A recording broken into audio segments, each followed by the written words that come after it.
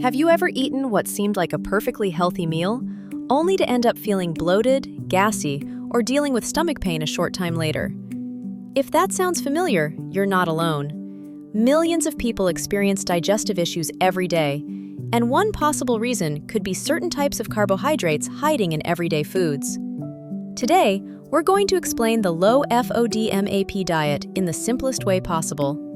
By the end of this video, you'll understand what FODMAPs are, why they can cause digestive problems, which foods to eat, which foods to limit, and how to follow this diet safely.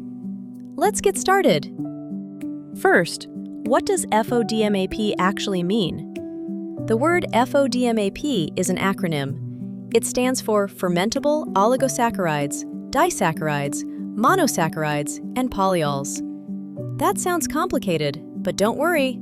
Here's the easy version. FODMAPs are certain types of carbohydrates and sugar alcohols that some people have trouble digesting. Instead of being absorbed properly in the small intestine, they travel into the large intestine, where gut bacteria ferment them. This fermentation creates gas and also pulls extra water into the intestines. For some people, especially those with sensitive digestive systems, this can lead to bloating, stomach cramps, gas, diarrhea, constipation, or a combination of both. Now, here's something important. FODMAPs are not unhealthy. Many high FODMAP foods are actually very nutritious. The problem isn't the food itself. The issue is that some people's digestive systems simply don't tolerate these carbohydrates very well. So who should consider a low FODMAP diet? This diet is most commonly recommended for people with irritable bowel syndrome, also known as IBS. It may also help some people with ongoing bloating, unexplained digestive discomfort, or certain functional gastrointestinal disorders. However, it isn't meant for everyone, and it should ideally be followed with guidance from a healthcare professional or registered dietitian. Now let's understand the different FODMAP groups in a simple way. The first group is oligosaccharides. These are found in foods like wheat, rye, onions, garlic, beans, lentils, and chickpeas. These foods are healthy, but for sensitive people, they can produce a lot of gas during digestion. The second group is disaccharides. The main example is lactose, which is the natural sugar found in milk and many dairy products. If you're lactose intolerant, this category may already sound familiar. The third group is monosaccharides. This mainly refers to excess fructose. Foods like apples, mangoes, honey, and some fruit juices contain higher amounts of fructose that can trigger symptoms in some people.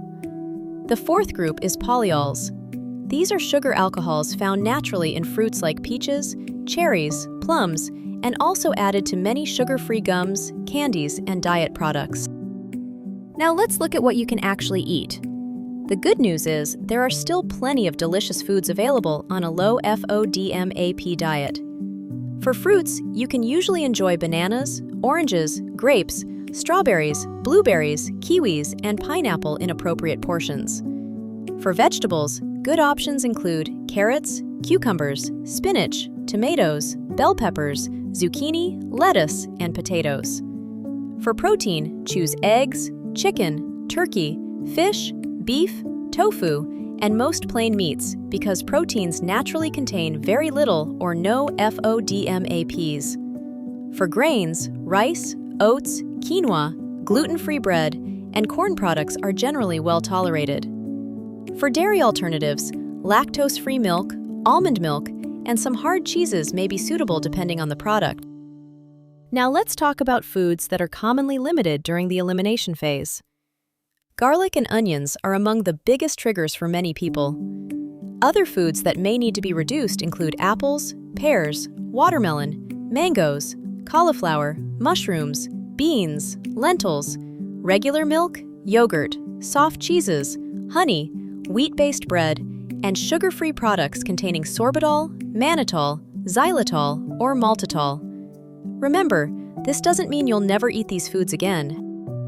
That brings us to one of the biggest misconceptions about the low FODMAP diet. Many people think it's a lifelong diet. It isn't. The low FODMAP diet has 3 phases. Phase 1 is the elimination phase. For about 2 to 6 weeks, high FODMAP foods are reduced to see if symptoms improve. Phase 2 is the reintroduction phase. Foods are slowly added back one category at a time to identify which specific FODMAPs trigger symptoms.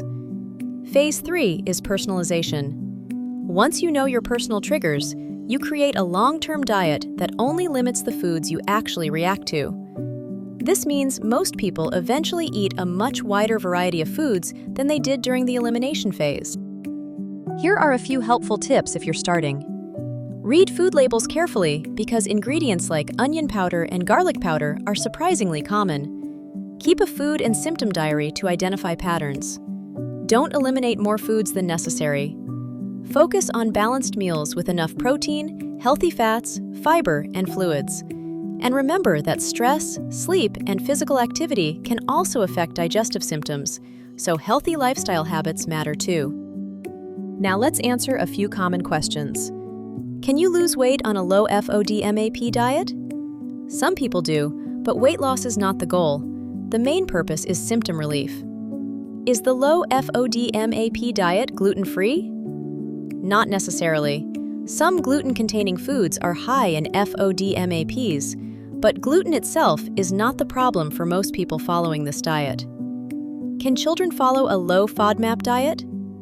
Only under the supervision of a qualified healthcare professional, because growing children have different nutritional needs. Before we finish, here's the most important takeaway. The low FODMAP diet is not about avoiding healthy foods forever. It's a temporary strategy to discover which foods your digestive system tolerates well and which ones trigger symptoms. Once you know your personal triggers, you can enjoy a much more flexible and comfortable way of eating. If you found this video helpful, give it a thumbs up and share it with someone who struggles with bloating or digestive discomfort.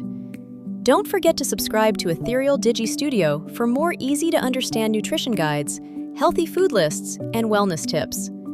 And if you're looking for a printable low FODMAP food list that clearly shows foods to eat, foods to limit, and portion-friendly options, you'll find the link in the description below. Thanks for watching, and I'll see you in the next video.